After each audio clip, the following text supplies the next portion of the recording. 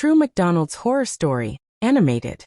Chapter 1, Sarah, the Night Manager. Sarah had worked at McDonald's for years, but this night felt different. A tall man in a hoodie walked in, silent and strange. When she tried to take his order, he only whispered, "I'm waiting." Seconds later, he vanished without the door opening. Later, she saw his reflection in the glass, staring at the children's play zone. Sarah realized with dread, he was still inside. Chapter 2, David the Fry Cook. At the fryer, David heard whispers calling his name. The fries he cooked came out blackened, shaped like skeletal fingers. In the reflection of the steel counter, he saw the hooded man grinning behind him, but when he turned, no one was there. Suddenly, oily hands rose from the fryer, burning his arm. Chapter 3, Maria, the cashier. Maria thought David was joking, until the register began printing receipts non-stop, each one with the same word, leave.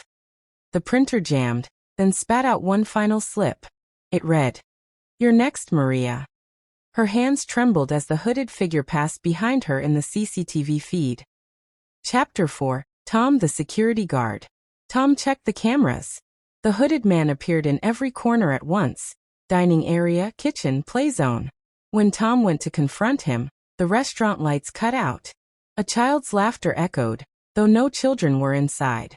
His flashlight flickered, and the man's shadow loomed larger than the building itself. Chapter 5, Emily the cleaner. Emily was mopping near the restrooms when the door creaked open. She peeked inside, mirrors shattered, sinks dripping blood-red water. The hooded man's reflection was in every broken shard. She dropped her mop, screaming, but the restroom was suddenly spotless again. Chapter 6, Chris the delivery driver. Chris came to drop off supplies. The back door wouldn't unlock, though Sarah swore she opened it. He pounded on the door, begging to be let in. Suddenly, the hooded man appeared. He pounded on the door, begging to be let in. Suddenly, the hooded man appeared beside him, whispering, "You shouldn't be here." Minutes later, the staff found Chris's truck running, but he was gone. Chapter 7, Lily, the student worker. Lily stacked trays when one slid off by itself, crashing to the floor.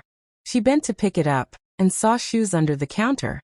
When she peeked, nothing was there. Then a child's voice whispered, "Play with me," and the play zone tunnel shook violently. Chapter 8, Robert, the customer. Robert was eating late-night fries when ketchup packets burst open by themselves, spilling symbols onto the table. He looked up and saw every poster on the wall now showed the hooded man's face.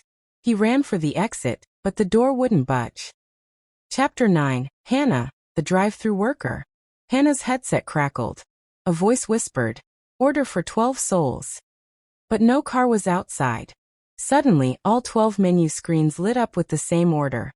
Blood, blood, blood. She tore off the headset, but the whisper continued inside her head. Chapter 10, Jake the technician. Called to fix the fryer alarms, Jake opened the panel. Inside, instead of wires, he found strands of hair and rotten teeth. The fryer beeped in a steady rhythm, like a heartbeat. Then the hooded man appeared in the oil's reflection, reaching out. Chapter 11, Megan, the customer's child. Megan wandered into the play zone. Sarah shouted for her to come back, but the tunnel swallowed her screams. When Sarah crawled in after her, she found carvings in the plastic. One child stays every night. Megan's laughter faded, replaced by silence. Chapter 12, The Hooded Man. At 3:33 a.m., every light went out. The 12 employees and customers left inside heard the man's voice. "You invited me. You fed me. Now I stay." One by one, their reflections disappeared from the glass. Only the hooded figure remained, sitting calmly in the dining area. As the fryer's ROA